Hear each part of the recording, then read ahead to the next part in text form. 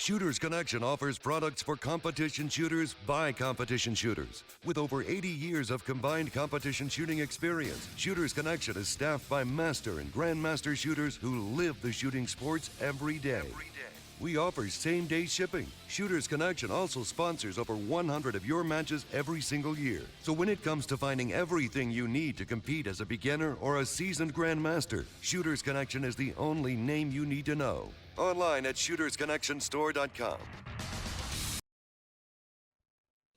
Oh man, we got a good one for you guys tonight.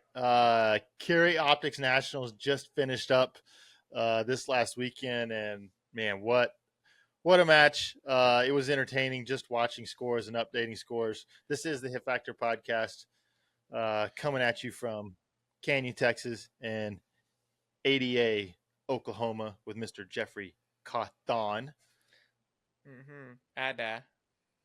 It's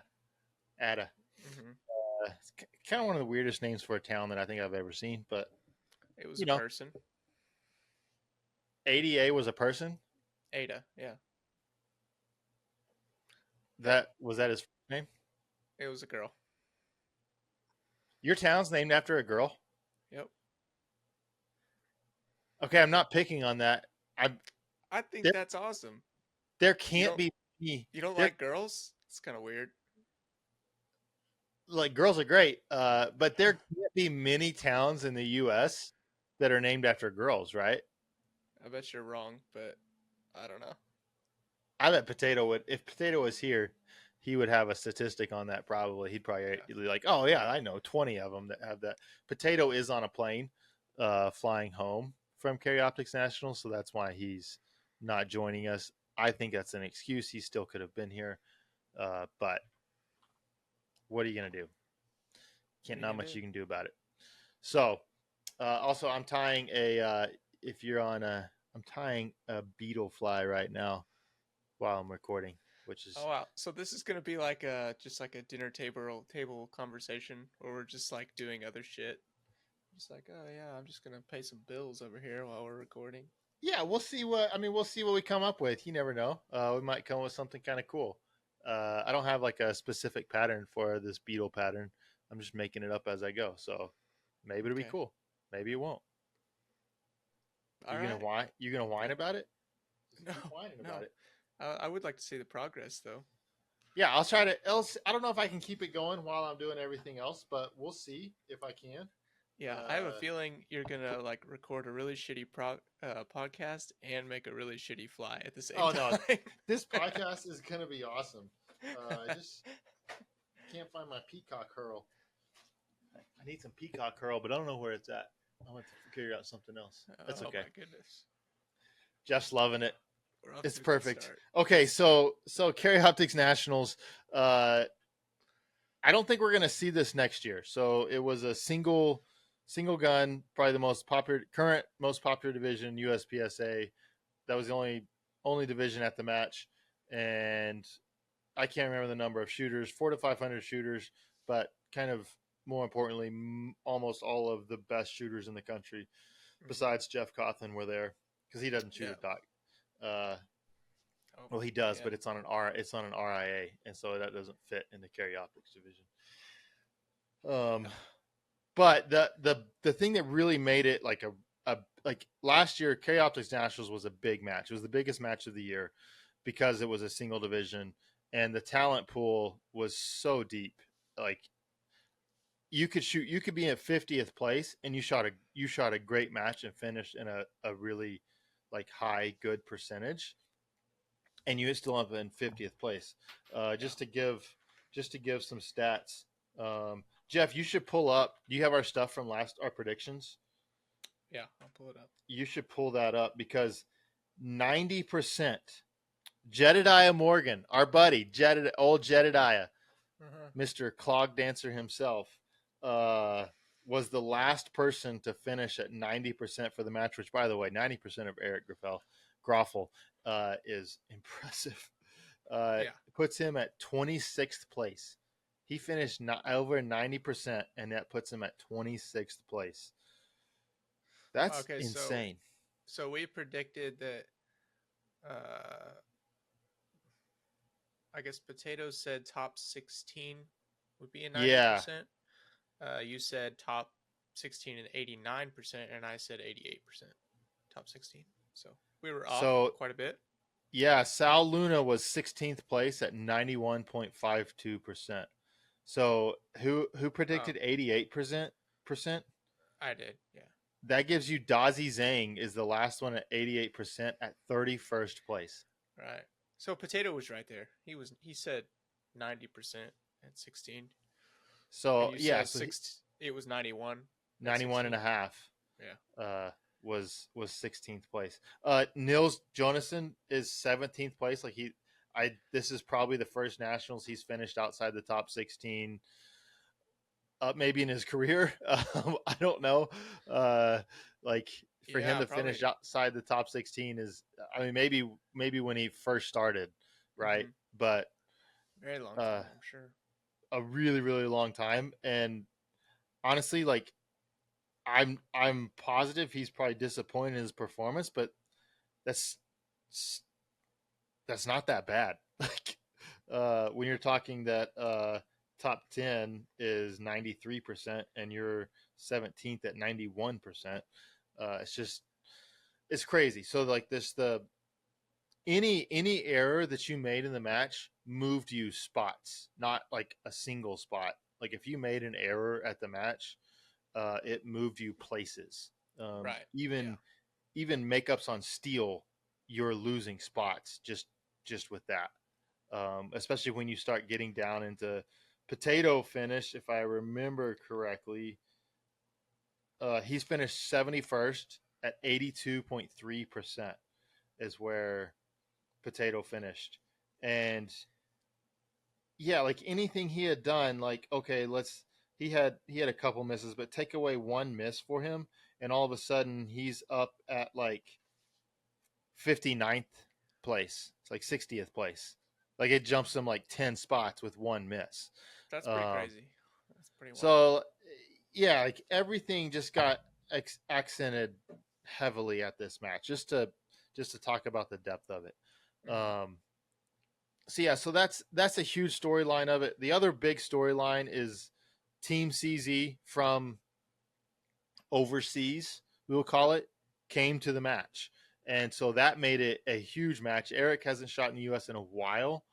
I can't remember exactly the last time he was over here. He might have shot an extreme match over here a few years ago, but like, so it's been a while since he's been over here. And Yeah. uh, and Eric's is the guy. He has been the guy. He's the greatest. He's the greatest practical pistol shooter of all time. There's no real debate on that. As great as Latham is, there's just no debate on where Eric sits as the greatest practical pistol shooter there is. Um, and so everybody was thinking, okay, like, can we take on Eric and can we push Eric? But then we're kind of thinking, okay, like we're gonna have an American finish like second place. The other two shooters are gonna be really good. Like they may be in the top 5, top 10. We're thinking, but they're gonna be really good. But we're thinking, okay, there'll probably be some other. Jacob's going to get in there. Christian's going to get in there. Nils might get in there.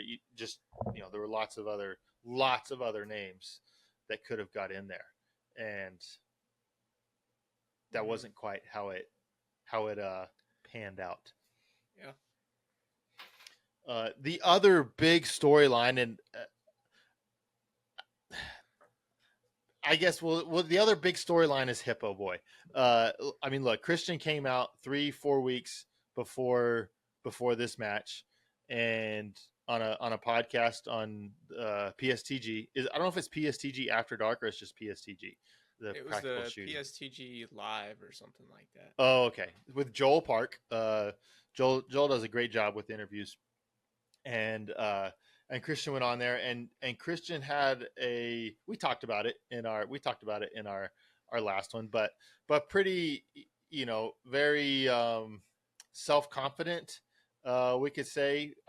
I took it as fairly dismissive of other shooters. He may not see it as that way, but he very much came across like if he doesn't see it that way, then I would encourage him to go back and listen to it and maybe rethink it, because I don't know anybody who listened to it and didn't view it as pretty dismissive of other shooters.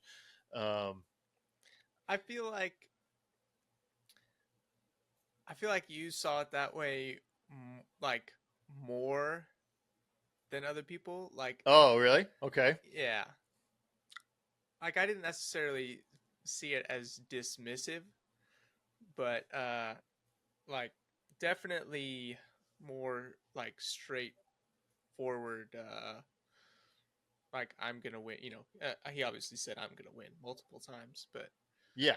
I'm um, going to win. I'm dialed. I'm a hippo. I'm going to run over everybody. yeah, yeah. I mean, to me, it came across as he was really making an effort to manifest that reality. I mean, that's kind of how I took it, because in my head, I'm like, there's no way you're gonna win. So the only way that I interpret that type of talking is I'm trying my damnedest to manifest this reality and convincing myself it's gonna happen. Okay. Yeah. I mean, maybe. I, look, I don't know if Christian's going to learn anything from it. A lot of people loved it. A lot of people love the whole hippo talk, and they love this. I'm the greatest in the world, and all this before I've actually proven that I'm the greatest in the world. Yeah. A lot of people loved it. Uh,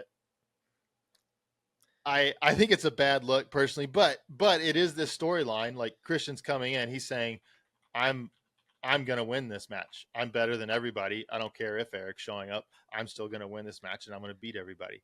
Uh, and there were other conversations that have happened where he's doubled down on all of that as well.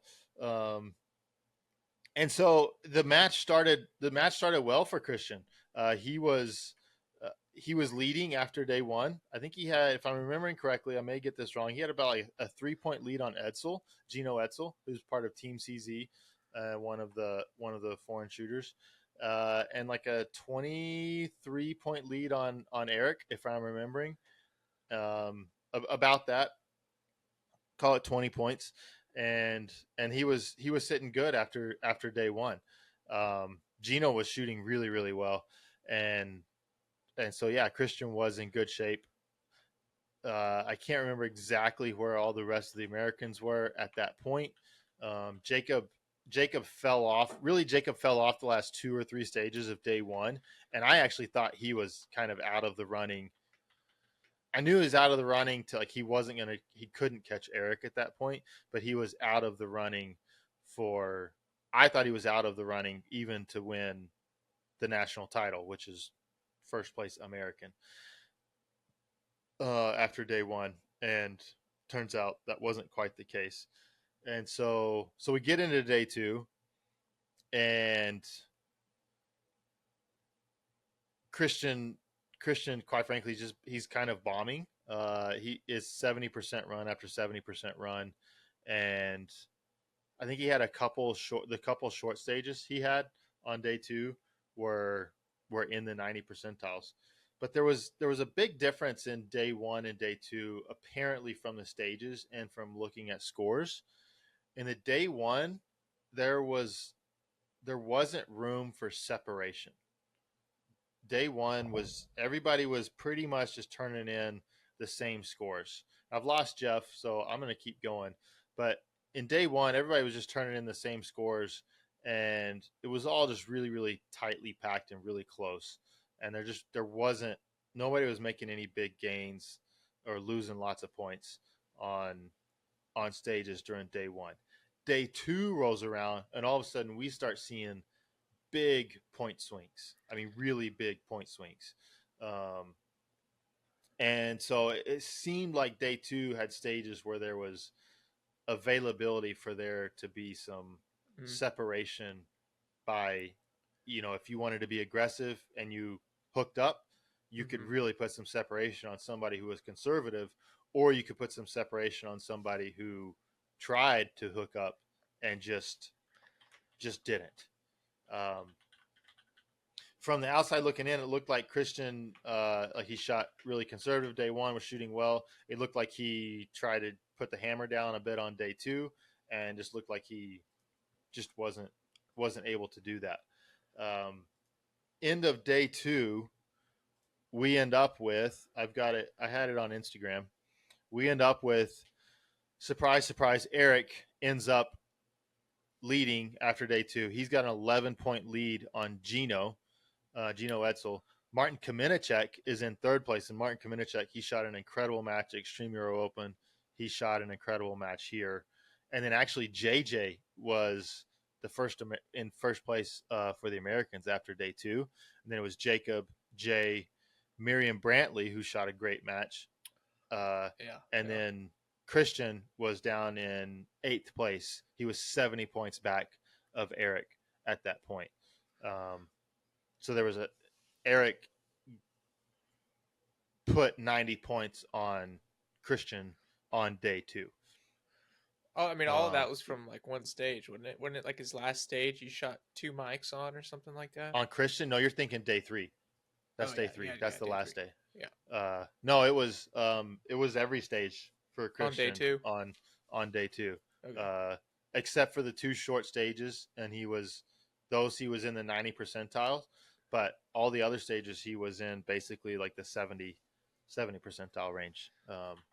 So he was much lower. Jacob came out and had a monster day 2, and really made up a lot of ground, particularly on stage 10, which Potato said he called stage 10 a random number generator stage, in that the difficulty was so high that even like the really good shooters, they could shoot it, if they shot it multiple, like 3 times in a row, really good chance they have penalty on 1 or more of those runs. And Jacob did Jacob things on that, and he shot it clean. I actually think he had a delta, but he shot it clean, no penalties, and shot it 2 seconds faster than anybody in the field, which we've talked about this field already. Yeah. And he put 2 seconds on the entire field on that stage. Pretty nuts.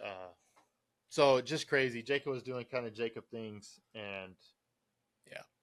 so it's nuts. So all of a sudden, then with Christian's day 2, and then Eric just doing Eric things, he just kind of slowly, steadily ends up in the lead. He just does not make any mistakes, and is fast enough, efficient enough, that he ends up in the lead on day 2. And really at that point, Gino was really kind of the only one who had a chance against Eric. Like if you have 30 points on a 6-stage match, or 7, maybe it was 7 stages with short ones. Yeah. With 7 stages, and you're already down 30, 35 points to Eric, probably going to be tough to make that up. Yeah. And so, Miriam Brantley is shooting incredibly well. Jay Beal, is shooting incredibly well. Mm-hmm. And so day 3 was wild. I mean, just going into it, everybody was, that top 8 was really, really close, and it could have been anybody's game. Yeah. And I think that's really where that match IQ comes in for Eric. I think so, anyway. I think he was just very aware of where he was in that match, and I don't know that, but somehow he consistently comes out on top without hitting any crazy homers. And I think it's just the match awareness, the match IQ, the ability to manage a 3-day, multi-day match. I feel like he probably wasn't sweating whatsoever after day 1. Yeah, I don't think so. He was probably just like, okay, I've got my bearings now. But we'll do this again tomorrow and see where we're at. And look, I'll say this: I saw interviews. Eric had lots of people following him shooting, because we don't get to see Eric shoot very often. So his squad had a lot of people following it, and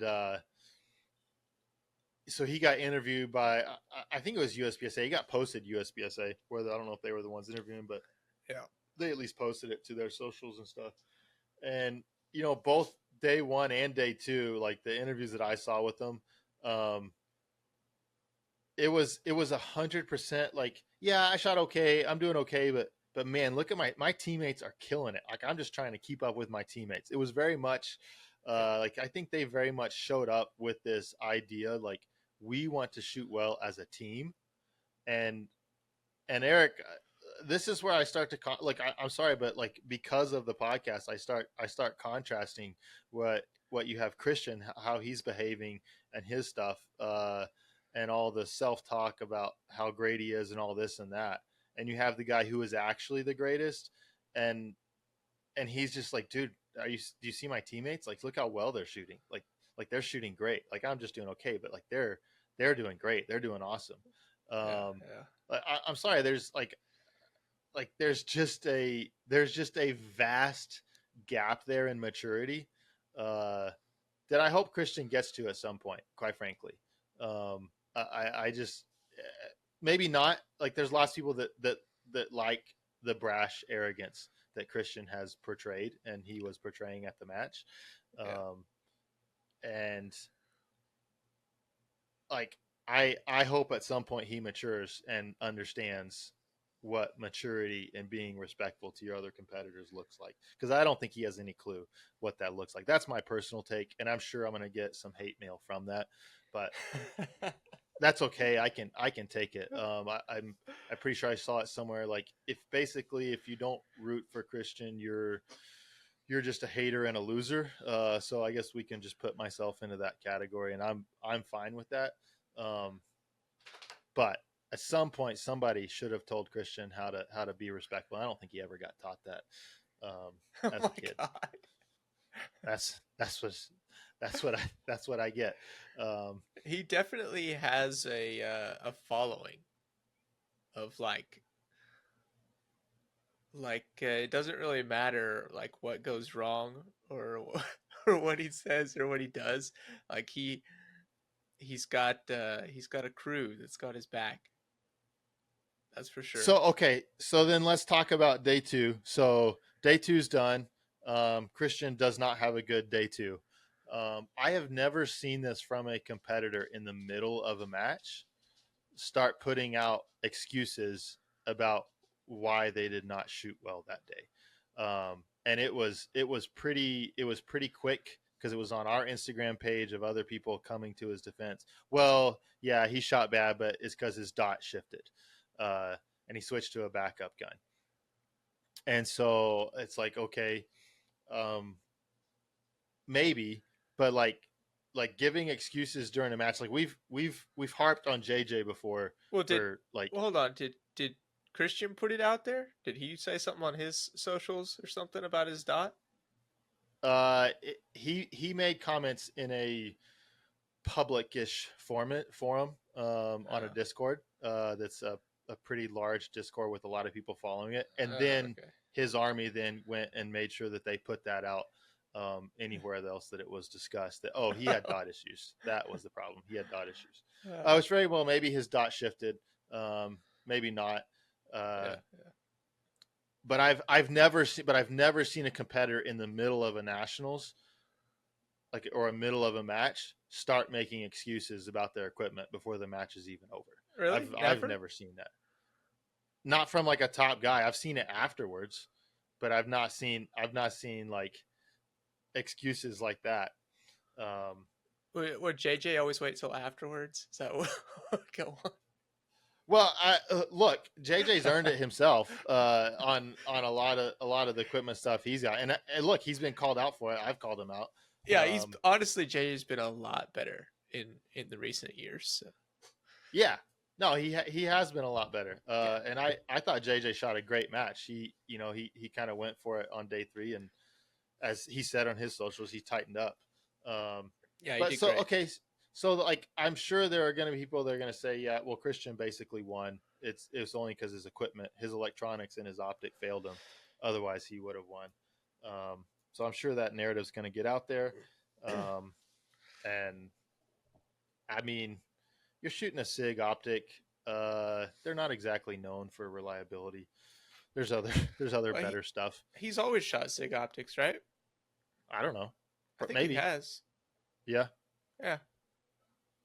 So I don't think he like changed to it or anything. It's just that's his original equipment. I think. I could be wrong. Might be. Again, they're not known to be super reliable. Um, Also, like if he switched guns, and maybe this is where I mean he switched guns at some point. I don't know if he switched guns for day 3. I was told that he switched guns during day 2. Well, if you're going to blame it all on that and you switch guns, his last stage of day 2 is still in the 70 percentiles. So if he switched gun and he was only shooting bad because his optic was off, I don't know if he switched guns or not, but he did. Well, I know he switched guns in the match because he had to chrono 2 different guns. So I know he switched guns in the match. I was told he switched guns during day 2, but maybe it wasn't until maybe he switched guns after day 2 and he switched guns just before day 3. So like I don't know what's going on there, but he had excuses for it, I'm sure. I mean, and maybe the dot did shift, but yeah, I mean, you got stuff like that going on. It's really hard to like get in the zone and get anything done. Yeah. When you're like constantly having to go to the safe table, go talk to the match director, go chrono. So, yeah. I mean, definitely understandable to not shoot well if you've got some external factors going on. Yeah. I don't disagree with that. So it enters day 3, and I've already read off the scores for that.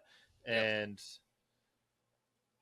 look, it was kind of okay. Are one of the foreign shooters, are they going to blink at all? And is like can an American even just get into the top 3? Like can we have an American that podiums? And no, like. No.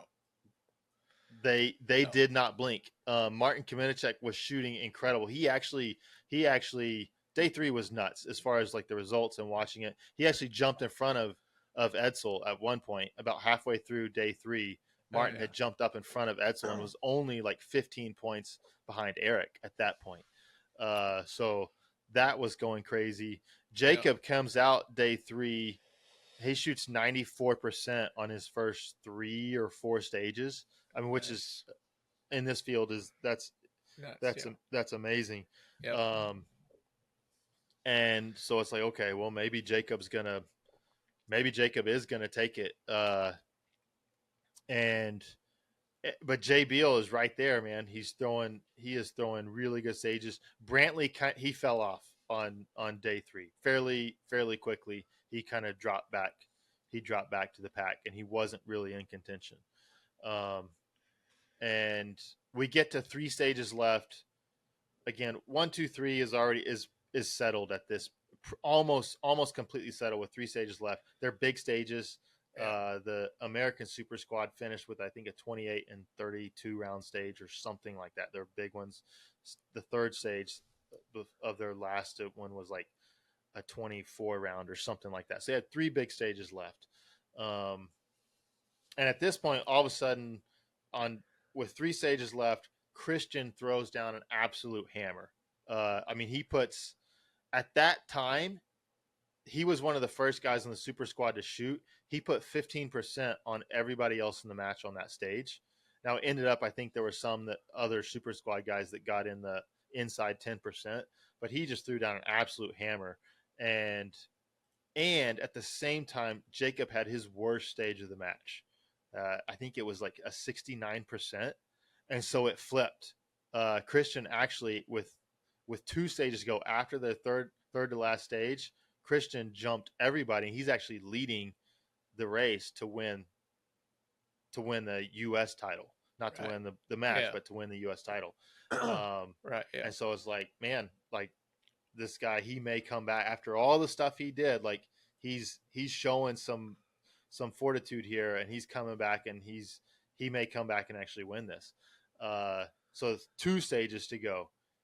Christian wins that stage too, and Jacob and Jake, they have kind of okay stages, but they're kind of it's really looking like with 1 stage left that Christian is probably going to win the national title. and Christian is then I think he was the first shooter on the last stage, maybe first or second. He shot before Jay and Jacob on the last stage, and Christian, I don't know if he pushed. I actually saw, I think USPSA, somebody posted video, I thought, of that stage, and it didn't look like he was pushing super crazy, but maybe the targets were just really difficult. I couldn't tell the distance of the targets, but he actually ended up shooting 2 misses on his last stage of the match. And so then it opened up for Jay or Jacob. They could both pass him. I think both of them, in order just to pass Christian, needed around an 80% run, maybe 82%. And Jay was the first one to shoot of Jay and Jacob. And Jay shot. He almost did what he did. End of day 2, he's like the first guy on the super squad to shoot. He's shooting bag targets in the rain, and he shoots freaking all alphas, 32 round field course. He shoots all alphas with a really, really good time, and he wins that stage. And the last stage of day 3, he almost does the same thing. He shot 1 Charlie on it, a couple seconds slower than I think the guy who won, but he only had 1 Charlie, and was at 93.5% on that stage. Yeah. And going into that stage, Jacob was ahead of him by 1 point. Like their total match total, Jacob was up by 1 point. And so Jay shot like a 93.6. Jacob needed a 93 even to get ahead of Jay. And I texted Jay before Jacob even shot the stage. I was like, dude, Jay, like, absolutely amazing match. Like, you shot incredibly. It was awesome. And Jacob did it, man. He came out and shot a 94.5%, something like that. Yeah, that was crazy because Jay put down that crazy good run. Yeah. Jay had a great run. Billy Barton, I think, was winning that stage and had and he won it by quite a bit. And so yeah, Jacob had to go out and win it day 3, and he did. And just the crazy turnover from Christian was down with 3 stages to go. Then he comes and he's up with 1 stage to go, and then Jay is winning the match, and Jacob's there, last man standing, basically. And man, props to him for winning it. I wish I could have been there to see it, and just nuts. So the match finishes. Eric wins. Gino Edsel is second. I can pull the scores up real quick. Martin Kamenicek is third. Yep. And then Jacob Hetherington is fourth at virtually 97% of Eric. And Jay Beal is 2 points behind him. Christian Seiler is 96.29. He's 82 points behind Eric.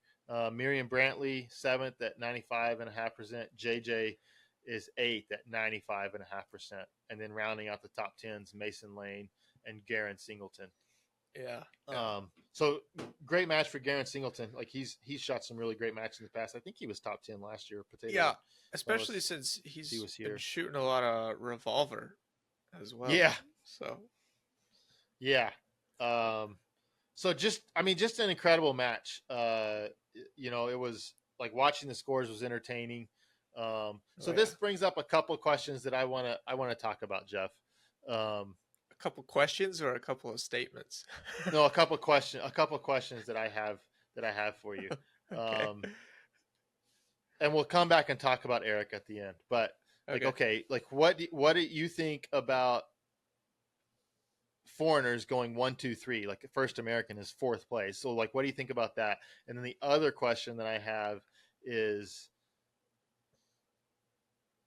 like, this was captivating. Like, practice score was crashing on day 3 of this match because so many people were trying to hit refresh just to watch scores upload.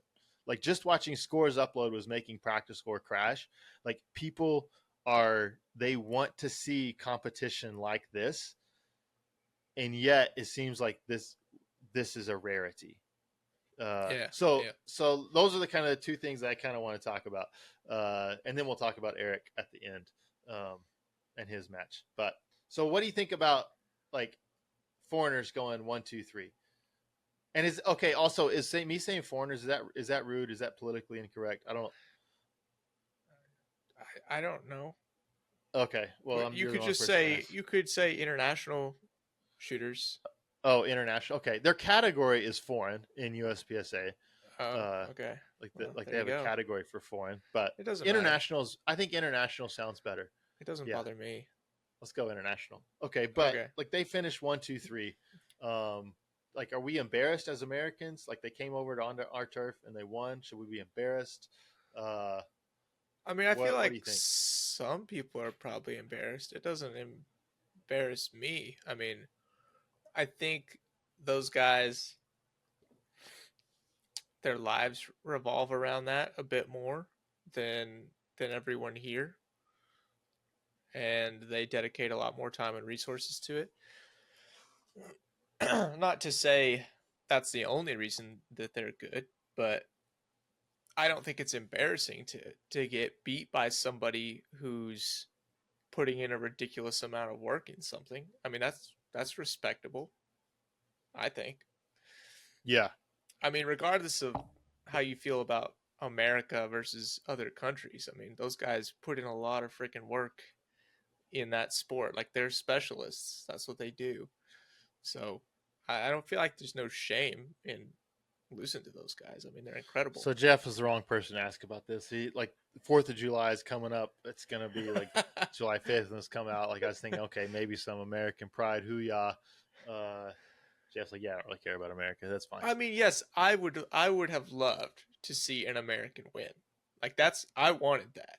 I Okay, did want there we go. Yeah, I did want to see an American win the overall cuz I don't like seeing us have a US national champion with an asterisk by their name. Like that does bother me. Like I want them to be the winner, the best, Okay, right? there we go. Now we're getting somewhere. But I don't feel like there's any shame in losing to those guys cuz they're incredible. Yeah, Yeah. I'm not. I don't necessarily know that there's any shame in it either. Um, but there was like some comments on the Instagram post that I made and some other stuff that I see. I think on our Discord, uh, people were like, "Man, like, what's up with this?" Like a bunch of international guys, a bunch of foreigners are coming in and they're beating us at our game. Like USPSA Yeah. is our game. Like it started here in the US. We are like we're the gun country of the world, right? I mean, like people think of America and they think, oh, you guys are all a bunch of cowboys. You know, everybody's carrying guns around.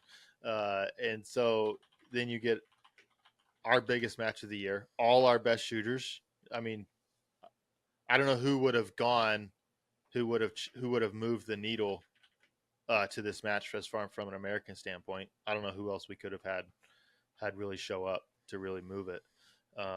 So we had all No, I mean, our best. yeah, everybody was there, right? Yeah. Yep. Yeah. Yeah. The shoots a dot. Everybody was there. I mean, the only people who aren't there are Gianni, Yeah. and Scott Brown, Scott Brown hasn't shot a match this year yet that I know of. Maybe locals, but I haven't seen him shoot a major. And he's an iron-sighted guy Yeah, so far. I mean, he in was his like career. 13th at CO Nationals last year, wasn't he? Yeah, right. Yeah. Something like that, I think. Yeah. So yeah, so everybody's there. Like it's the best of what we have to offer, and yeah, we walk away with a big L. Quite frankly, the field of Is that how you 400 see it? Americans. We just, I we mean, just like, got a big L. well, I mean, like, in a certain instance, we have to kind of look at that. Like, it look, even if Eric didn't show up, right? Like everybody was like, okay, can we beat Eric? Yeah. But nobody was necessarily talking like, are we gonna? Nobody on this podcast predicted Gino or Kamenicek to be above all the Americans. Like nobody predicted them second. So No, like I think Potato had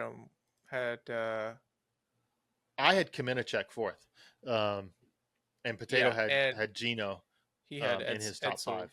Yeah, he had Edsel. So we'll look at our predictions and see fifth. who won that. Yeah, fifth. So, but yeah, like nobody was talking about losing to them. Everybody was just talking about, can we beat Eric? It wasn't, can we beat him? Eric could have stayed home. Gino could have stayed home, and Martin Kamenicek still would have beat all of us, right? Like Yeah. it's not just that Eric beat him, because I think you're right. Like Eric has shot more rounds in his life than anybody in the world from through a handgun. Mhm. Rob would be the only guy that I think might could get close, but I really don't think, even at this point, with Rob's long career, Eric has probably shot more rounds than he has at this point too. So yeah, losing to Eric, I don't think is any. I don't think that's a bad. Like that's not a. Everybody's lost Eric. He hasn't. He doesn't lose to anybody. Hasn't. Yeah. Virtually ever. And I think as far as like which Americans could step to the plate there, it's almost like there isn't really like that's not necessarily the culture like for our pro shooters here.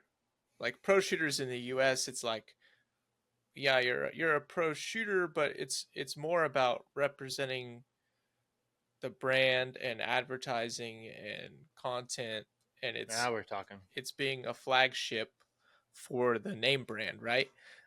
Whereas I don't know, I get the vibe that the international guys like when they're on a team and it's like the CZ team, right? Like all those guys are on the CZ team.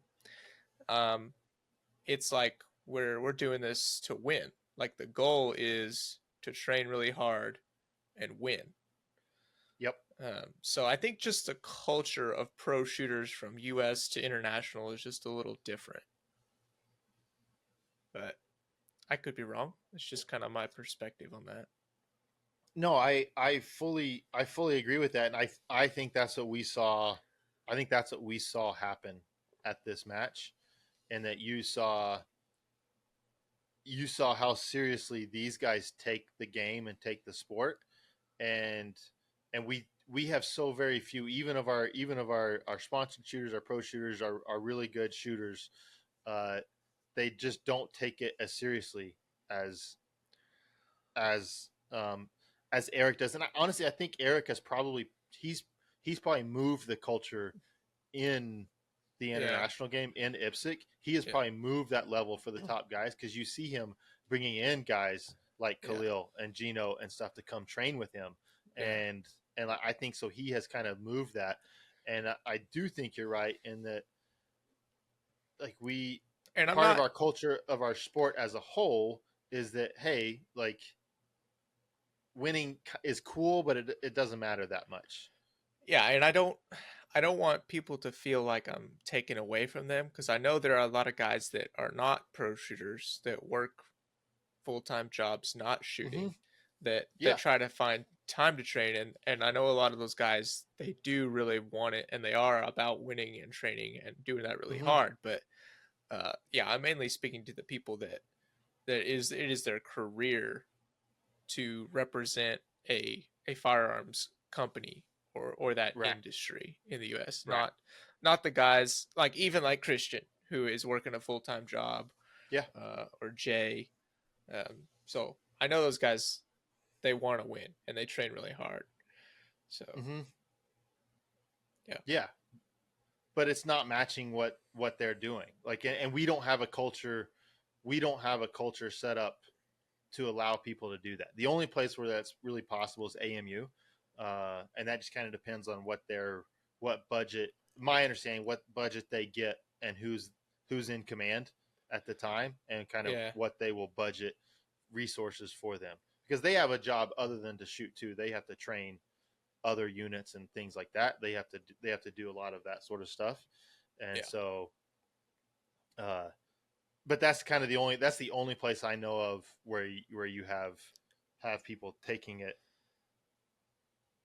performance, and their performance is what they're graded on. Because if you're on AMU and you don't perform, you will get kicked off. I mean, you will get moved to another unit. You won't stay on a competitive shooting team. Yeah, if you're not performing to an acceptable level. Doesn't mean you have to win nationals, but you have to be in contention for them. All right, here's my pitch.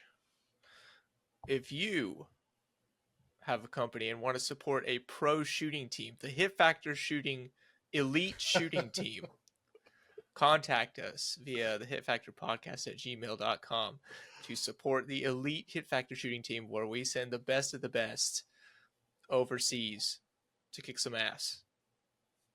All right. Absolutely. That is a great pitch. Maybe throw some liquid death in there, a 20-ouncer. Mhm. Maybe they can do it. Yeah.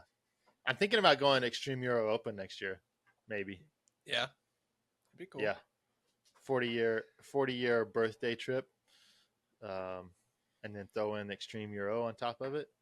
Nice. It might be fun. Yeah. That'd be cool.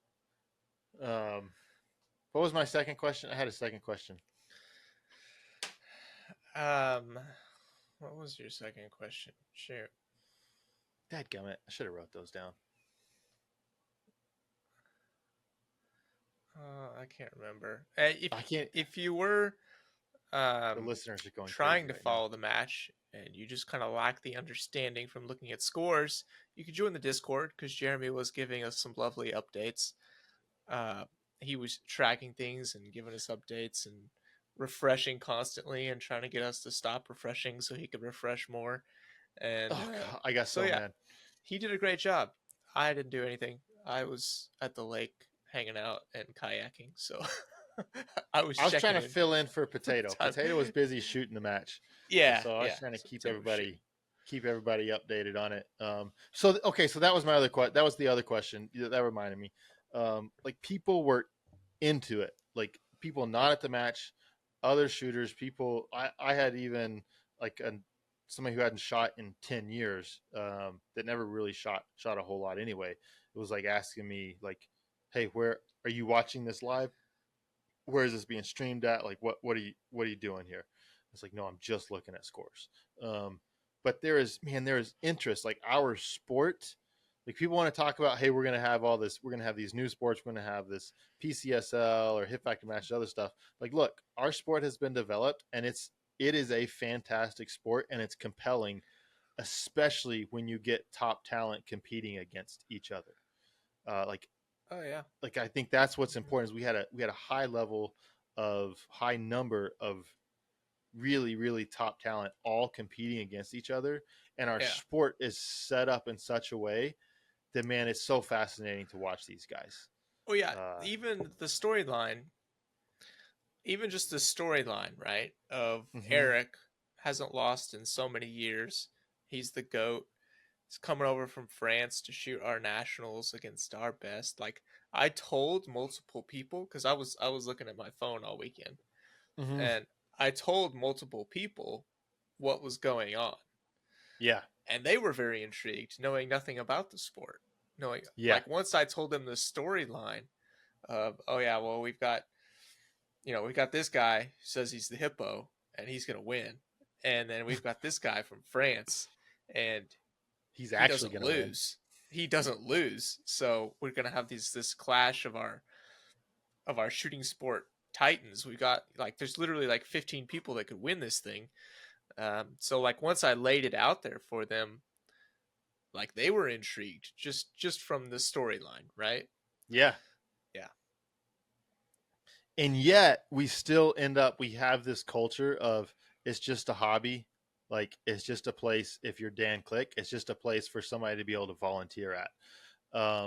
And there was zero capitalization from USPSA's part. They knew Eric was coming. They knew Edsel was coming. They knew Kamenicek's coming.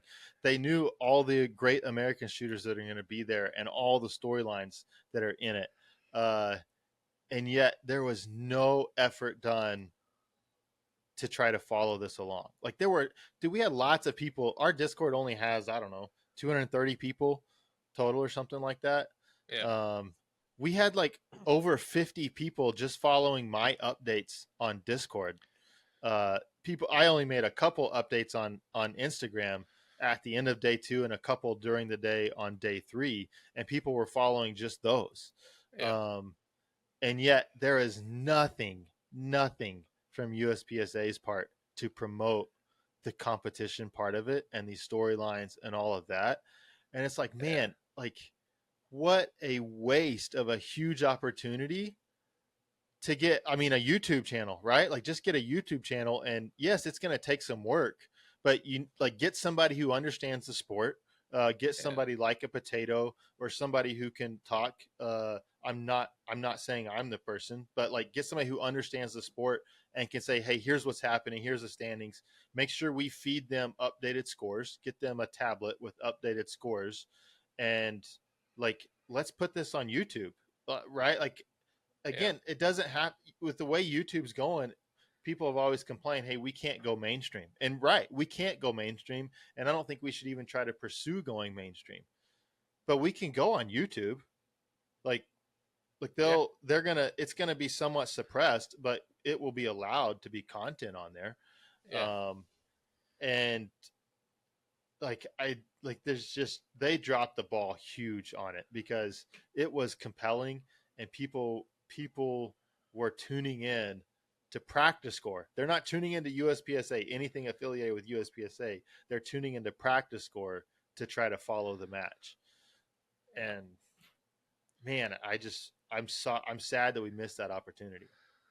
Yeah. And it's just a culture thing, right? Because Yep. literally nothing would have to change for us to completely like no sort of funding um, or anything like that would have to change for us to change, or for somebody at USPSA to change the narrative or change how we're projecting Mm-hmm. our national championships to the public Yeah. or to the membership even. Like, it just take effort in the right direction. That's all it takes. Yeah. But there has to be some sort of recognition. Okay, like, yes, this sport is for the B class, C class shooters, A class shooters. Yes, it is for them to participate in, and that is great. That is good. Like, I want as many people out there shooting, and training with firearms and learning safe, like being able to do it safely and have fun and all that. That is good. But when we promote our best, when we promote our best shooters, I'm not one of those, but when we promote our best shooters, it is compelling, it is entertaining, Oh it yeah. drives more interest into the sport. Like, people are going to want to go participate in it. It's something that we can, like, if I have videos of USPSA and it's a retiree who's 100 pounds overweight shooting something, like, and it's like, okay, well, yeah, he won C class. Oh, that's y'all sport. And oh, he won. Okay, like, I'm not trying to pick on those people, but like, that's not compelling to people. But you Yeah. see somebody like Jacob and Jay going at it, and Christian going at it trying to win, and then you see, hey, Eric comes in, and who's this Gino guy, who's this Kamenicek guy, like and they're winning, and it's a 2,000 point match, and the spread between first and eighth is 82 points, Yeah. and the spread for first American is 2 points out of 2,000 points. Are you kidding? Like, nothing is that. I don't know of another sport where winning and losing can be calculated that closely. Like, I don't know of another sport where it is like there's that small of a separation. And Yeah. maybe there is some others. I mean, I guess when you start getting into judging and maybe swimming, Mhm. like races, like running events, Right. Yeah. Those are. yeah, Yeah. those are really close. But so I guess there are other sports. But so I there are other sports. But it's very disappointing that this wasn't capitalized on. And my understanding that I think there's supposed to be just two separate nationals next year, so it'll be multiple divisions going on at the same time. I think we have 8 divisions now, 7 divisions, whatever. So it'll be like 4 at one and 4 in the other, or 3 in one and 4 in the other, whatever it is. And the talent pool is going to get diluted, Yeah. and Well, it'll and the probably storyline be. is less compelling. It'll probably be like Carry Optics Nationals and everything else Nationals. I don't know. I really don't know how they're going to do it. I mean, they just put over 500 people at a Carry Optics Nationals. Yeah. Yeah. I don't know. I don't know how they're going to do it. Yeah. But they, I don't know. They're missing the boat, and they should. they should do better. Like all the other stuff that's going on with the board. Okay, whatever. Uh, there's issues, there's problems like that need to get fixed, and I get that, but man, they're really failing on this part of it, of their ability to promote the sport. And maybe there's some salaries that are getting spent for people who maybe we could find a way that those salaries get moved around and we could get somebody in who could actually promote the athletes and the people who are actually exceptional at this and are compelling and would make people want to follow. Yeah, I mean, this is nothing new. We've been saying this for years. Yeah. That, you know, when the flyer goes out for nationals, saying this is the date of nationals, this is what the nationals is, it should be, that flyer should be promoting the competition. It should be promoting who's going to be there. Yes. And I think before that flyer goes out, phone calls should go out to the top shooters, being like, can I get a commitment from you to be at this nationals so I can promote this competition? Call Eric up. Are you going to be here? Good. You're going to be on the flyer. You and Nils and Christian and, you know, and Jay and all those guys. Yeah. So I think more could be, but no, usually when you get a flyer, it's just a hodgepodge of people who shoot the short as a hobby, right? It could be some little kids on the cover, some old dudes. It's a little bit of everything. And but yeah, we've been saying that for a while. So. Yeah. What that would also do, that would actually also help our sponsors, because our main sponsors in the sport have a sponsored shooter. And so like if these guys that are winning, like they're sponsored shooters, and you're putting them on the cover page, you're helping the sponsors of the sport out. Canik is a big sponsor of the sport, right? If we put Nils on the cover, Canik is on the cover. Christian, Dylan is a huge sponsor of our sport, right? If we put Christian on a cover, he's got a big Dylan jersey on. Dylan is getting sponsorship. And then you start seeing this whole Americans versus internationals and losing. You start seeing these companies start saying, oh, if I sponsor this shooter, they're getting promoted through USPSA. They're getting on the covers because they're winning. I want to help them to win so they can be on more covers. And all of a sudden you start seeing maybe more guys in the U.S. can take competition more seriously. Because I would love to see Christian be able to change his attitude. Like I very much would love to see that. But I would also love to see Christian get 100,000 rounds and be able to train fully for the World Shoot next year. Like I would love to see that, because then that starts to really become a compelling storyline. And he has a job; he can't do that. I get that. Yeah. So I would love to see that. Okay, I had another idea that I think would be really interesting. This is starting to get long, but so if we have a zoned nationals, so everybody's just competing in zones. We've already got super squads. They had 3 super squads at this match. Pretty much anybody who was in contention to be in the top 10. I didn't go as deep as Potato, so maybe there's some people I'm missing, but they were all in the same day. They were all shooting the same zone on the last day. Should we not take at the end of day 2, because golf does this, at the end of day 2, everybody who is in the top 10 at that point, put them all in the same squad. We're gonna move people on squads, so that, because that was a problem at this match. Eric and Gino and Kamenicek basically got to follow the American super squad every single stage except for the very last one. So they're getting to see every score that the Americans are putting in. A lot of people that doesn't help. Eric, that 100% helps. You will not convince me otherwise that doesn't help him. And so they're getting to see their scores and, oh, well, they messed up. The person I'm directly competing with, he made a big mistake here. So all I have to do is just not make a mistake and I'll keep my lead. Or, hey, they had a big run. Hey, I need to push here more. Like, you're getting information that influences it. So should we, would it be cool on a match like this that's zoned, would it be cool if we move people's squads on the last day to make sure that everybody who's in contention to win, Yeah. they're all shooting together on the same squad? Oh, that would be, yeah. That would be an interesting idea. I think And that'd if be you're cool. covering it, if you're trying to cover the match, you're not going back and forth from this squad to this squad to this squad to this squad. You at least everybody you're covering who's going to win, you Yeah. have all the scores, same squad, same time, and you can follow it much closer. Would you adjust it every day, that squad? Uh, I think for a 3-day match, I think it would only do it for the third day. Mm. Like golf has their first 2 days they shoot, then they have their cut. People who don't make the cut, usually top 70, they get cut. They don't get to play on the weekend.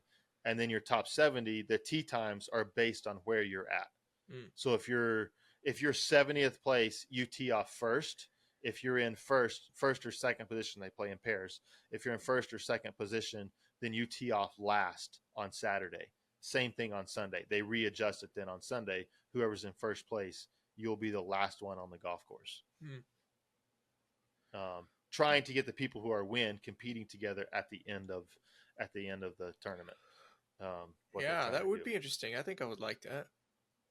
I think that'd be cool. I think it'd be really pretty neat, and would allow you to cover the sport in a different way. And again, it gets more of that concept. Hey, like we are very interested in who's winning this match, and we want to make sure that they're competing against each other. Mm-hmm. Yeah, and that way, if you had some dark horse coming out of the woodwork, you could just move them on mid-match. Have more of that dynamic super squad. Yeah, that'd be interesting. Yeah, I mean, it would take a little bit for the culture to get used to it. And if somebody's a complete dark horse, like, and they're shooting a different zone, different schedule, you can't do anything about that, right? Mm-hmm. But at this match, that wasn't the case. Like, that's not generally the case. And you can control that as match director. Almost nobody completely comes out of the woodwork that isn't a known commodity of some kind. Mm-hmm. That you could at least make sure that they're in the same zone as the rest. Maybe they don't start on the super squad; they're at least in the same zone. Yeah, I think that would be cool to see. I'd like to see it. Yeah. Okay, let's talk Eric. Let's wrap up. Let's talk Eric. We haven't talked about him a whole lot other than he won. Okay. What do you? I mean, like, this is probably the closest you've paid attention to Eric. I mean, you've known about him, you've seen his scores, but this is probably the closest you've paid attention to him against known shooters, right? Like, we've seen him Extreme Euro Open, European Hang-On Championships, World Shoot, but against a lot of shooters that we just don't recognize. We don't know their names. Here, we know their names. We know what they're capable of. What are your impressions? Really, like, kind of what I expected from like hearing Ben talk about Eric over the years, because I know Ben's competed against him several times, and he just talks about how he does what he needs to, and he kind of toys with his competitors almost. So yeah, I mean, I felt like that's what we saw. Like, he did what he needed to. You didn't see him hitting anything out of the park, but I mean, the dude shot 60 Charlies, and I know some people shot more or less Charlies than that, but he had no deltas and no penalties. So, like, okay, not some people did. He had 413 alphas, 60 Charlies. He never shot anything other than, like, outside that Charlie zone for 473 rounds. Right. Yeah. Dude, you could give me a target at 10 yards and give me 473 rounds, just an open target 10 yards. I'm going to have more than 60 Charlies and probably a couple deltas. But there was a couple other guys that had less Charlies than that, but also had a couple deltas or some penalties. Jay. Was it just Jay? Gino had way less. Martin had a lot less.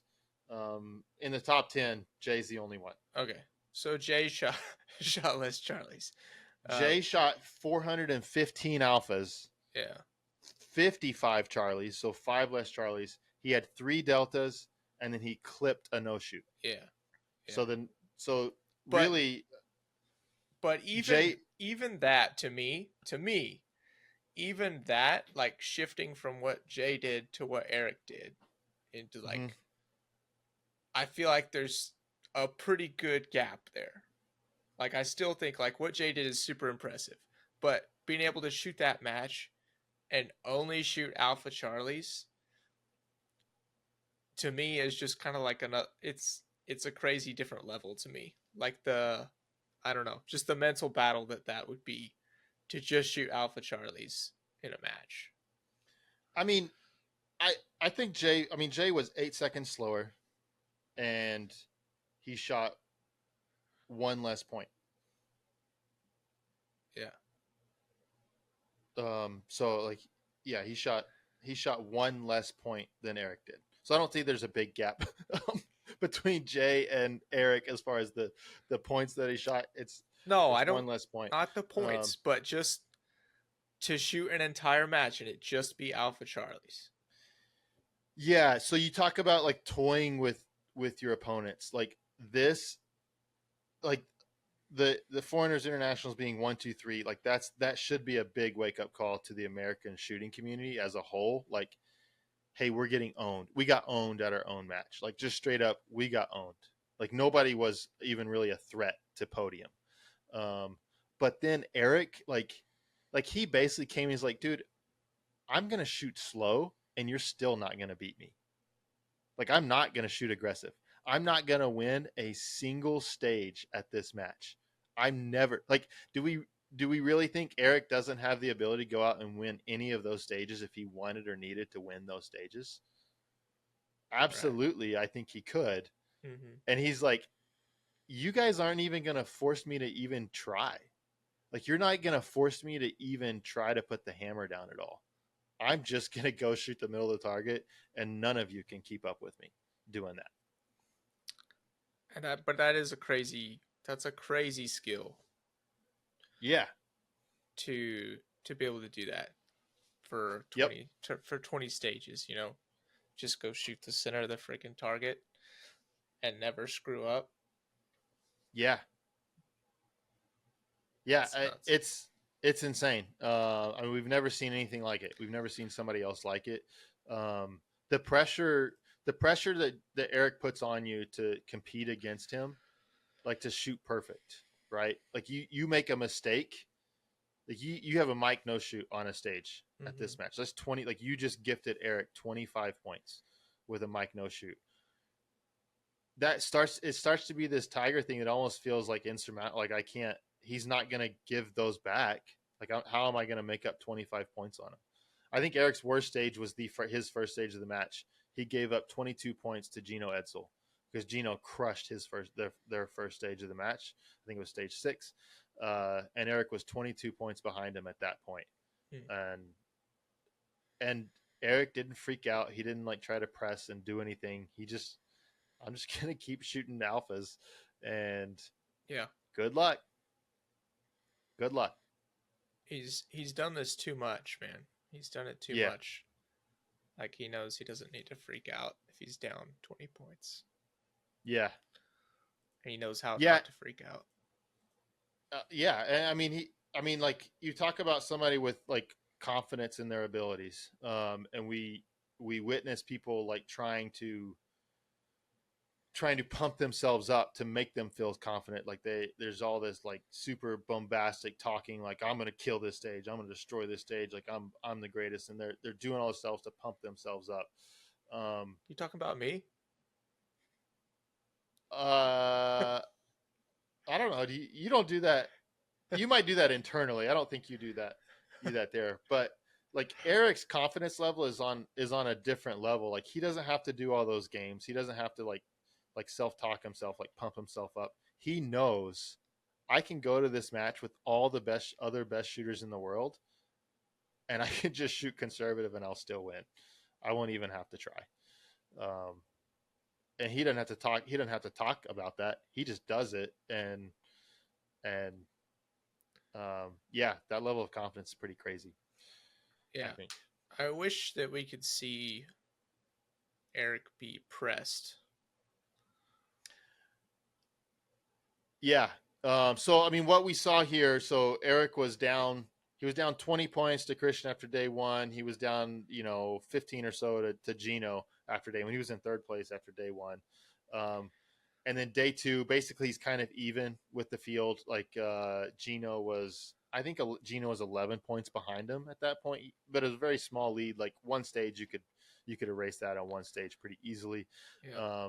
And then he just slowly let that lead build over day three. He's done this he does this at a lot of matches. The 2017 World Shoot, it was Eric versus Vogel and Nils, and Eric was not winning after day one, and maybe not even after day two, and then you saw day three. He's basically just tied with them, and then it's just this slow creep, and you start seeing like these small mistakes from Vogel and Nils. Like there's just these small mistakes that Eric just doesn't make, and he ends up with a comfortable lead at the end. And for Eric, 20, 30 points is very comfortable. Like for me, 20 or 30 points, like I can cough that up easy. Right. I mean, we saw Jacob do it. Jacob did it on stage 18 of this match. Christian did it on the last stage of the match. Coughing up that many points is not hard. But that Eric's pretty comfortable with that, and he's not worried about it. And so, yeah, it would be great to see Eric like day three. If we had put him on the same squad, and let's say Jacob hadn't had some of the errors that he had, and Jacob's doing Jacob things, which I still say Jacob has a top end that maybe Eric never uses it because he knows he doesn't have to. But I would like to see like Jacob at a point shoot consistently enough that Eric has to try to use that top end, and we've never seen it. Yeah, and I honestly don't know if he would. Like I don't know if he kind of has his match mode, and if his match mode wins it, it wins it, and if it doesn't, it doesn't. I don't know if he would actually try to like take the match from somebody rather than just shoot his match. I don't know. Yeah, we've never seen it. Yeah, I would like to see what he would do if he would just keep doing what he's always done and just take the L, or if it was like 10, if he had to make up 5 to 10 points on the last stage, if he would try to take that from somebody. Oh, yeah, I think he would. I don't think there's any doubt of that he would go to win it. I don't think he would necessarily wait to the last stage if there's any possibility. It'd be like third to last stage. He'd probably make a move if he had to. But yeah, crazy. The only other thing that I think I want to say about Eric is that there were some younger shooters, like younger American shooters, that are trying to be really, like, they're trying to be great in all of this, and by Eric winning this match, there's nobody currently shooting, unless they're like a junior that just like a 15-year-old or 14-year-old or something like that. There's nobody currently shooting that can overtake Eric as the greatest. Like they would have had to have beaten Eric here. Because Eric was winning at this age. Like at this age, he stopped. He never lost. Like he hasn't lost since he was younger than the guys that were competing here. He hasn't lost, and he's on, like, he's back of his prime. So we have guys that are in their prime, and if they didn't beat Eric now when he's on his athletic decline, then they can't. There's no possible way for them to beat him, to like overtake him as the greatest of all time. So he further just continues to further cement his legacy, and pretty crazy. It's nuts. It's cool. I'm glad we have that in the sport. I'm glad we have those guys, right? I mean, there's only one Eric, but we have those guys that have just been winning for a long time. Yeah. and they keep winning.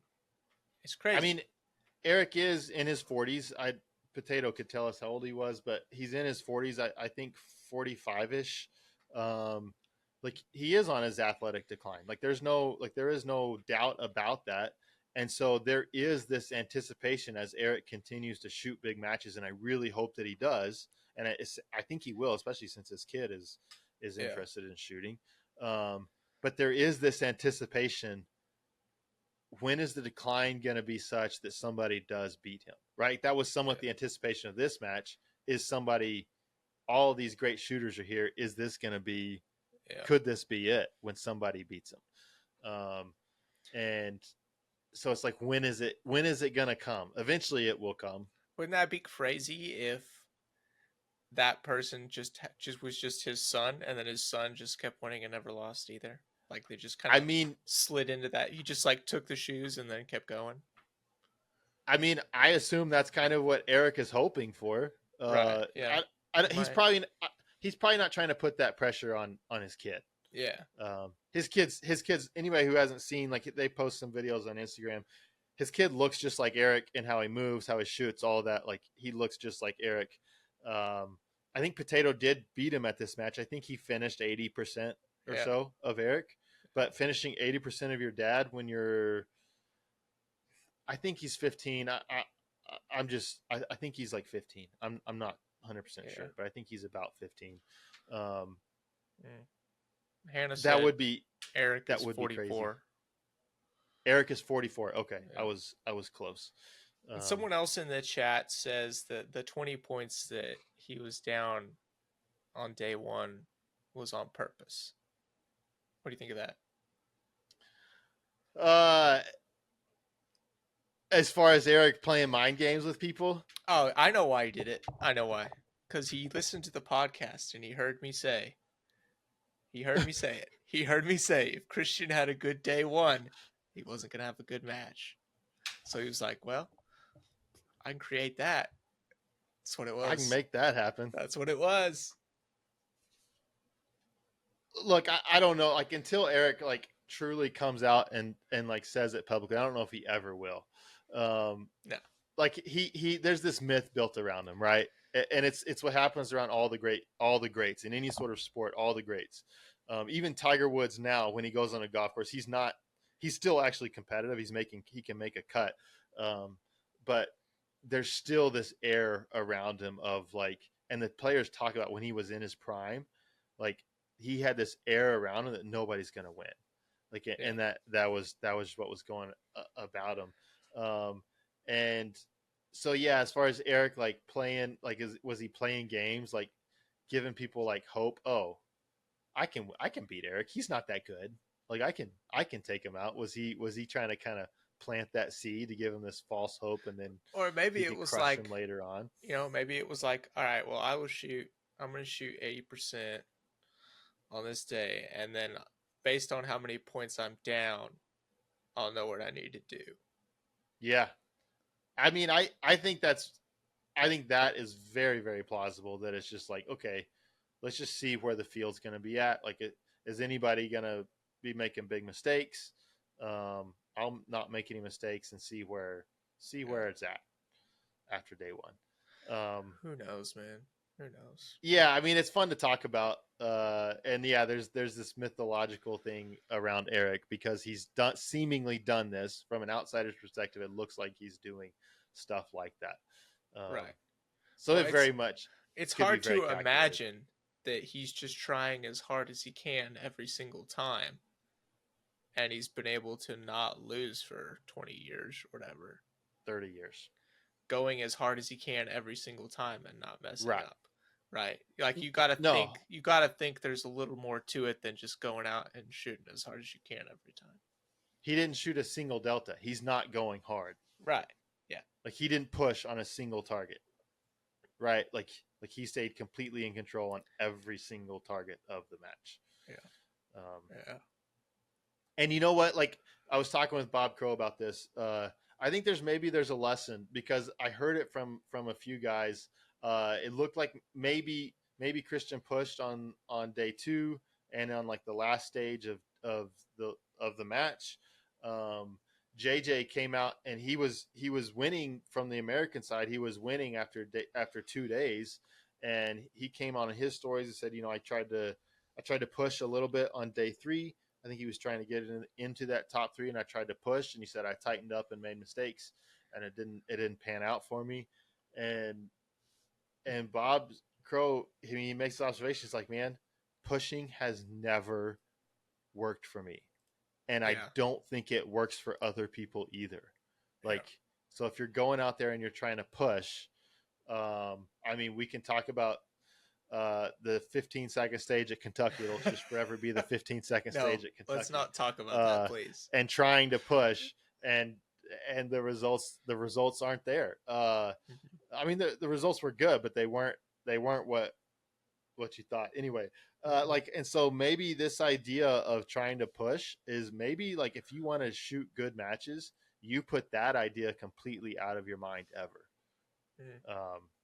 And you just you don't try to push, because as soon as you say, I'm going to decide to push, then you're somewhat telling yourself, I'm going to stop paying attention to something.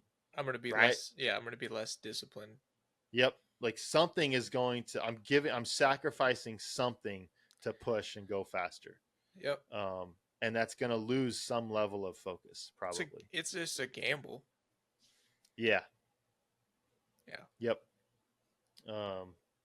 So yeah, that's a fascinating observation. Optics Nationals was it was fun. It was fun to watch. It was entertaining to follow scores. Mm-hmm. Look, I've picked on Christian a lot. I think he's deserved a fair bit of that. He is a phenomenal shooter. Like as a shooter, he is a phenomenal shooter.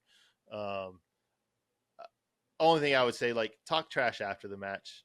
Save it till after the match. If you're that great, you don't need to talk trash before it. Talk all the trash you want after you win. Don't talk the trash before you win, and then you end up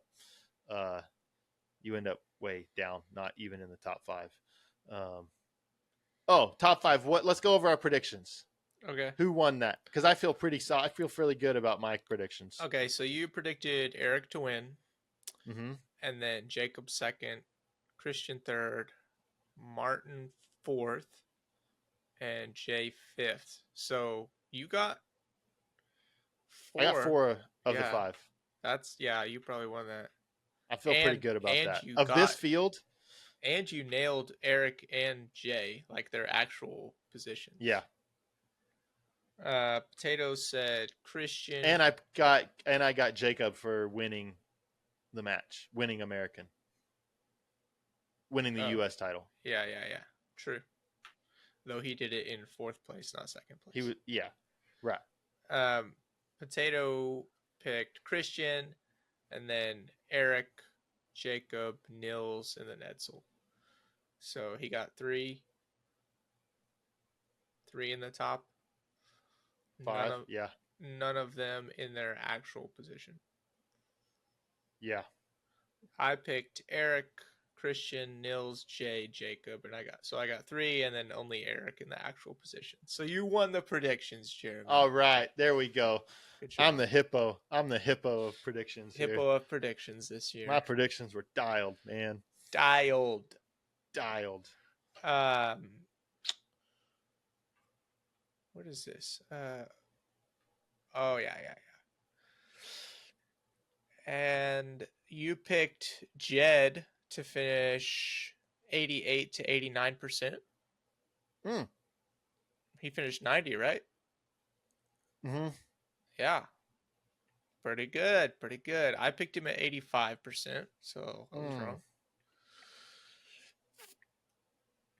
And that's all the stuff we wrote down. So you had some killer predictions, Jeremy. Man. What the heck's going on? Dude, I got this sport. I got this sport figured out. You got your finger on the pulse of this thing? Finger is on the pulse. That's correct. Impressive. All right, guys. It's been fun. It was fun watching, following CO Nats. Jeff is right. If you want color commentary on matches, you should join the Discord. Potato normally offers that. I tried to fill in. I used so much screen time this weekend. It was ridiculous. Yeah, I bet you did. I was actually thinking that. I was like, damn, he must like really be spending some time on this stuff.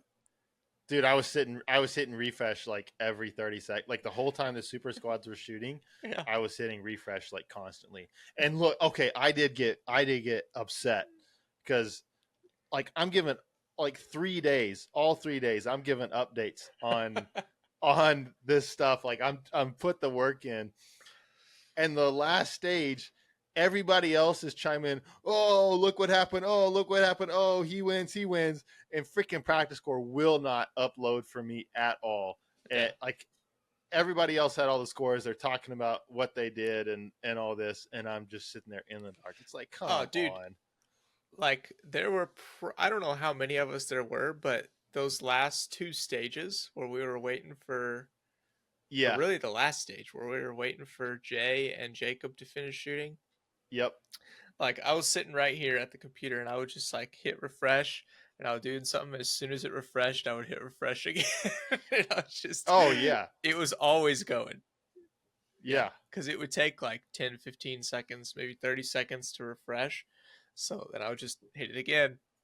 Yeah. And mine wouldn't refresh. I literally I shut my phone. I was like, do I need to turn my phone off? Like I turned my phone completely off and rebooted it before I finally got the final results in. That was fun though. That was fun in the Discord where we were. Yeah. That was going down. Yeah, it was. And everyone was like good. throwing out scenarios like, well, if this happened, then he could still win. Yeah. Yeah. It was a good time. Very entertaining. Very good. Very fun. Be cool to see it live. Be cool if we had somebody like this knowledgeable about the sport, like super knowledgeable about the sport, can tell you what's going on. Given some sort of live coverage, that would be cool. Jeremy, if I need some shooting supplies, where should I go? You have to go to Shooters Connection. I actually just got a big order from them because like they don't just have supplies like just for like range bags, pasters, targets, stuff like that. Like if you're looking to build a 1911 or build a gun or just parts for even lots of other guns besides 1911s, they have a huge inventory. I was actually needing some parts, a bunch of parts from different manufacturers of parts that I like to use, and the actual manufacturers were out of stock of these parts, and I go to Shooters Connections and they've got them in stock. Oh yeah. So gotta love that. Definitely hit up Shooters Connection. Use the link in the description if you would. Let them know supporting the podcast is doing them all the good. We don't have any shout outs from the Discord this evening. That's it. We got any more shout outs? Anything else we need to touch on? No, I think we're good. I think we covered it. Let's break it like a biscuit. Oh, we do have. Oh man. Oh. We do have. I don't know if we'll be able to release it or not because I haven't listened to it. But we do have some candid recording from Potato and his crew directly after Nationals in their Airbnb or hotel, wherever that is. I think that includes Jay Beal. Yeah, so there's some possibly some extra footage that will be released. Might be exclusive. I don't know. We'll see. Yeah, there should be a paywall for that. We need to you guys pressure Jeff to get it done because he'll just sit on it, won't do anything. So pressure Jeff, give him hate mail. Maybe he gets it out there. Maybe it'll only be released in the Discord. Yeah, I think so. It's a good idea. Maybe not. We can put some teasers. Maybe we'll put some shorts out on YouTube about it. But then if you want to see the full content, I was told it's raw. It's very raw. So oh God. I don't know what raw means in that scenario. I don't know what that means. So hopefully it's not raw like you, me, and Jared after a Mexican dinner raw. I got that. I had that experience at a golf course this weekend. We don't need to go into here, but that was fun. Yeah. All right, now we can break it like a biscuit. All right. Peace.